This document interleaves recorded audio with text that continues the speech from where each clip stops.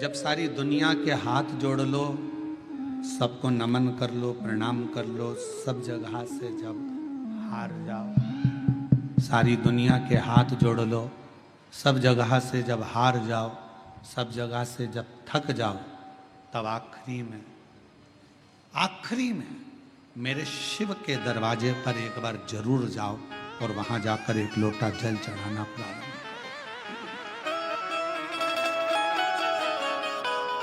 सब जगह से हारने के बाद अंत में शिवालय तक, शंकर तक जरूर पहुंचो, शिव तक। हम तो कई बार कथा में कहे कि जैसे बच्चा गुल्लक को भरता है और गुल्लक भरने के बाद बच्चा गुल्लक तोड़ता है तो कोई गिफ्ट खरीद कर लेकर आता है, उसी तरह अपने दादा, परदादा, पिता, माता, घर के बच्चों की भाग्य की गुल्लक जब फूटती है, तब समझना कि जिंदगी में एक बार शिव महापुराण की कथा अपने परिवार के द्वारा होगा। अपने पूर्वजों ने जो पुण्य कवरित करा होता है गुल्लक में, दादा परदादा ने, अपने सास ससुर ने, अपने माता पिता ने, अपने पूर्वजों ने जो पुण्य की गुल्लक भरी होती है, वो गुल्लक जब फूटती है तब जाकर अपने परिवार में, अपने गांव में, अपने नगर में, अपने शहर में एक शिव पुराण की कथा, पर शिव पुराण की कथा कहती है, भगवान शंकर का चरित्र कहता, शिव तत्व कहता कि यदि एक बेलपत्र का वृक्ष हम अपने घर में लगा लेते हैं, बगीचे में लगा लेते हैं, या किसी भी स्थान पर यदि हमने जिंदगी में एक बेलपत्र का वृक्ष लगा लिया, तो ये मानकर चलना कि तुमने कल्प वृक्ष की कामना कर कर उस वृक्ष को लगाया, अपने जीवन में कुछ अच्छा फल प्राप्त करना।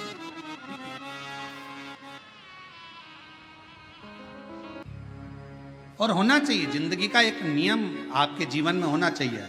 हम तो आप लोगों से भी कहेंगे कोई बड़ा नियम नहीं ले सकते, तो एक नियम अपने जीवन में ले लो कि मैं सुबह उठते से ही सबसे पहले अपने मुख से श्री शिवाय नमस्तुभ्यं बोलूं।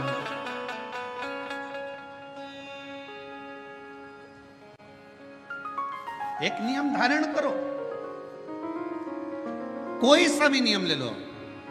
हो सकता है बेलपत्र का आप नियम लो और गर्मी का समय हो और बेलपत्र नहीं मिले चढ़ाने के लिए, तो हो सकता है कि नियम में कुछ गड़बड़ हो जाए। हो सकता है मंदिर जाने का नियम लो और कभी कभी घर में कार्य ज्यादा हो जाए, नहीं जा पा, पर जो अपन से संभल जाए वो नियम अपनी जिंदगी में एक लेना चाहिए।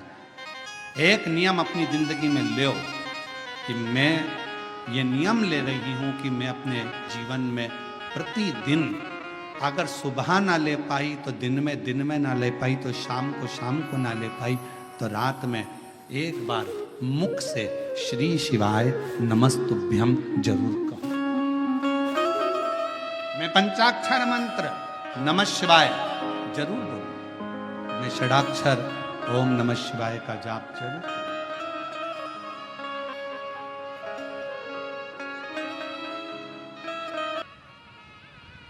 कई माताएं ऐसी बैठी हैं, कई पुरुष ऐसे बैठे हैं कि जो भगवान के मंदिर जाते हैं तो भी मन में आता है कि भगवान हमारी क्यों नहीं सुन रहा,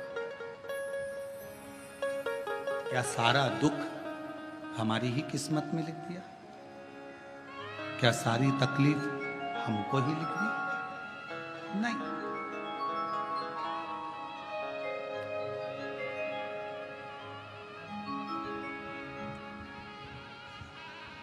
कभी ये विचार ना लाए, तेरे मंदिर में आना मेरा काम है और मेरी बिगड़ी बनाना तेरा। आप अपने मन में श्रेष्ठ विचार को लेकर आओ कि बाबा एक ना एक दिन अच्छा करेगा, एक ना एक दिन मेरे जीवन में सुख का पल आए। और फिर निवेदन करेंगे, आज से नवरात्रे प्रारंभ हुए हैं, 9 दिन तक,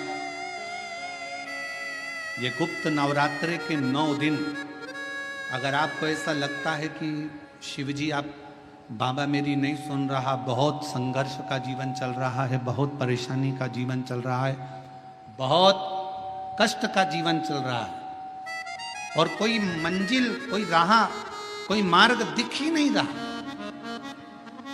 तुम्हारा कैसा भी दुख है, जो आज गुप्त नवरात्रे प्रारंभ हुए हैं 26 तारीख से, 26 जून से, आज से 9 दिन तक का एक नियम ले लो गुप्त नवरात्रे में कि मुझे शिवजी के मंदिर में अशोक सुंदरी वाली जगह पर एक बेलपत्र माँ हेमवती माता के नाम से, कौन सी माता?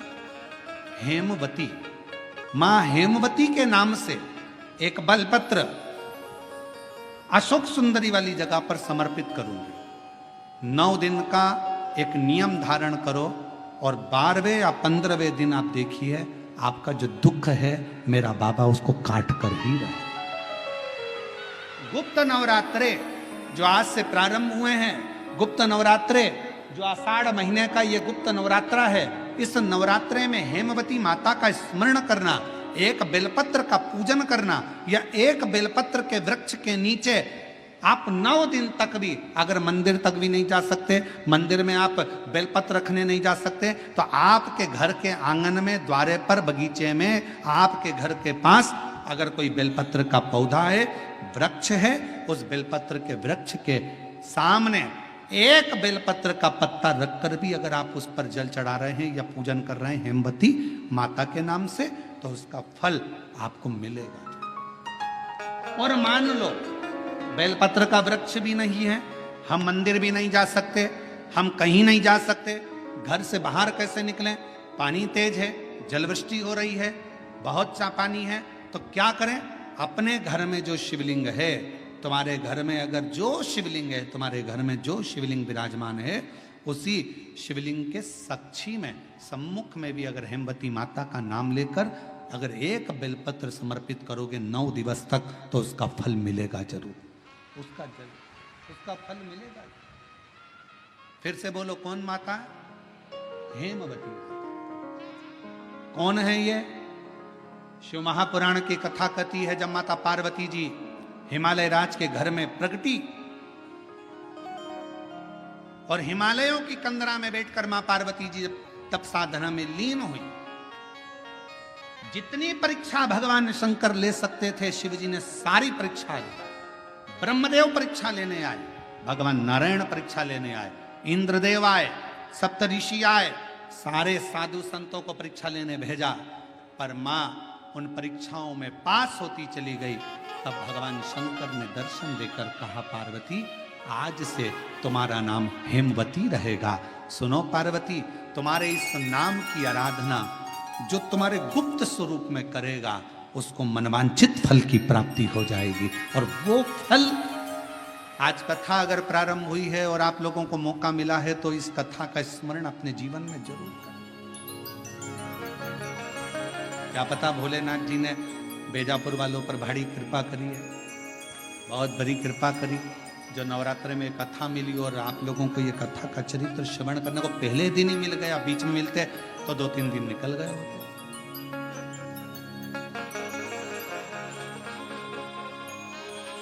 शिव और मेरे भोले तेरा सहारा है, मेरे भोले तेरा सहारा है, मेरी नैया हाथों किनारा है, मेरी नैया हाथों किनारा है, मेरे बाबा। कई लोगों को बहुत बड़ा रोग हो जाता है, रोग होने के बाद वो कई बार दिखते हैं, मिलते हैं, तो कहते हैं गुरुजी बहुत कष्ट का जीवन चल रहा है, बहुत रोग हो गया, बहुत बड़ा रोग हो गया गुरुजी, ये मिटेगा कि नहीं मिटेगा? हम हमेशा एक ही बात कहते हैं, डॉक्टर शंकर का एक रूप होता है। जब भी अगर शरीर में तकलीफ आए, कष्ट आए, बीमारी आए, तो एक बार अपने डॉक्टर के पास जरूर जाओ और डॉक्टर से जाकर कहो कि मेरे शरीर में रोग हो गया, बीमारी आ गई, वो तुम्हें जांच करने का बोले जांच कराओ, वो तुम्हें दवाइयां दे दवाइयां खाओ, वो तुम्हारी जांचें करवाए जांचें करवाओ। डॉक्टर को शिव मानकर उसका इलाज प्रारंभ करो। फिर किसी शंकर के मंदिर में जाकर एक लोटा जल चढ़ाना प्रारंभ करो। डॉक्टर की दवा और शिव की दुआ तुम्हारे रोगों को समाप्त जरूर करेगी, ये निश्चित। अब कई लोग कहते थे गुरुजी हम डॉक्टर के पास नहीं जाएंगे, हमको तो ठीक हो। ना ना ना ना, शिव महापुराण की कथा में शंकर भगवान खुद कहते हैं, जिस समय पर मां जगत जननी जगदम्बा अम्बा स्वयं दुर्गा भवानी ने देखा कि शंकर भगवान के कंठ में विष पहुंच रहा है, तब मां आद्य शक्ति दुर्गा भवानी जगत जननी जगदम्बा औषधि का पिटारा लेकर, स्वयं वेद बनकर, स्वयं डॉक्टर बनकर, औषधि का पिटारा लेकर, मेरी मां आद्य शक्ति जगदम्बा कात्यायनी, स्वयं मां कात्यायनी अपना औषधि का पिटारा लेकर, स्वयं मां जगत जननी डॉक्टर बनकर औषधि का पिटारा लेकर पहुंच गई। शिवजी को तो हलाहल विष था, अंदर उतरना था, पर पार्वती जी ने देखा, कात्यायनी ने देखा, मेरे पति अगर इस विष को नीचे उतार लेंगे तो पूरा ब्रह्मांड जल जाएगा, करूं क्या? मेरी मां आद्य शक्ति दुर्गा भवानी जगत जननी दुर्गा मां स्वयं मां देवी एक औषधि का पिटारा लेकर जाती हैं, शिव के कंठ पर उस औषधि को अपने हस्त को रख लेती हैं। दुनिया की दृष्टि में लगा कि औषधि को लगाया गया, विष नीचे नहीं उतरा, पर जैसे ही मां जगत जननी ने हाथ का स्पर्श करा, हाथ का स्पर्श करते थे जगत जननी उस कंठ में जाकर बैठ गई और विष को नीचे नहीं उतर रही, विष को नीचे नहीं उतर रही। कई लोगों को देखना, बहुत तेज बुखार आ रहा है, बहुत तेज पेट दुख रहा है, बहुत तेज सिर दर्द हो रहा है, प्रैक्टिकल करके देखना शिव पुराण की कथा का, कहीं सियोर वाला महाराज झूठ तो नहीं बोल रहा। प्रैक्टिकल करते रहना चाहिए और प्रैक्टिकल जीवन में जरूर करो। और हमने पहले भी कहा प्रैक्टिकल बहुत जरूरी है। एक महाराज जी प्रवचन दे रहे थे, प्रवचन में कह रहे थे मदिरा नहीं पीना चाहिए, शराब नहीं पीना चाहिए, शराब पीने वाला व्यक्ति गटर में पड़ा होता है, नाली में पड़ा होता है। उसी में महाराज का पहचान वाला बैठा था, उठ के खड़ा हो गया, खड़ा होके बोला, वो महाराज तो इतनी बड़ी बड़ी बातें कह रहा है, तेरा सग्गा भाई पी के तो गटर में पड़ा है, तो हमको ज्ञान दे रहा है, तेरे भाई को क्यों नहीं समझाता? महाराज जी ने कहा, भाई देख, मैं मुंह से समझा रहा हूं, मेरा भाई प्रैक्टिकल करके दिखा रहा है, तू कौन सी भाषा में समझेगा ये तेरे ऊपर निर्भर करता है। या तो मुख से समझ जा या मेरे भाई को देखकर समझ जा। इसलिए शिव महापुराण की कथा कथी एक बार प्रैक्टिकल कर कर जरूर देखिएगा। बहुत तेज बुखार आ रहा है, बहुत पेट दुख रहा है, बहुत सर दर्द हो रहा है, और जैसे ही घर के लोगों ने कहा चलो इसको डॉक्टर के पास लेकर चलते हैं, और डॉक्टर के पास ले जाने का समय आया, बुखार समाप्त, सिर दर्द बंद, डॉक्टर साहब कह रहे हैं तो नॉर्मल है। हमारे बीच में बुखार बहुत तेज है, डॉक्टर के पास जाने का जैसे ही लगेगा बुखार डाउन हो जाए। पेट दर्द कितना भी कर रहा हो, डॉक्टर के पास जाने का आएगा समय, पेट दर्द थोड़ा ठीक हो। शिव का एक स्वरूप डॉक्टर को माना गया, जरूर देखा।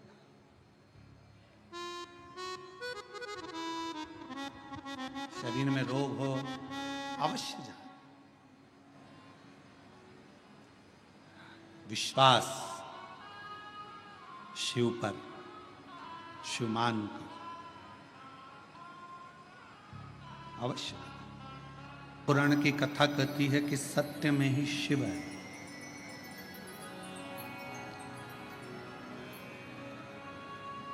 और उसको ढूंढने जाने के लिए कहीं पर भी जरूरत नहीं है।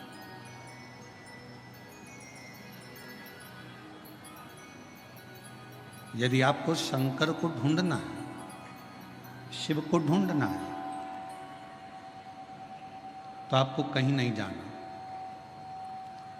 कुछ देर मौन होकर एकांत में आप शिव नाम को पुकारना प्रारंभ करो।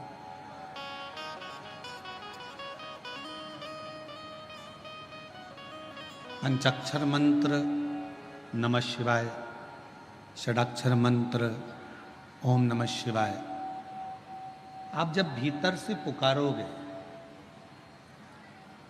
अंदर से पुकारना प्रारंभ करोगे, तो शिव महापुराण की कथा कहती है कि आपके अंदर ही शिव का दर्शन एक ना एक दिन बाबा भोलेनाथ जरूर करा देते।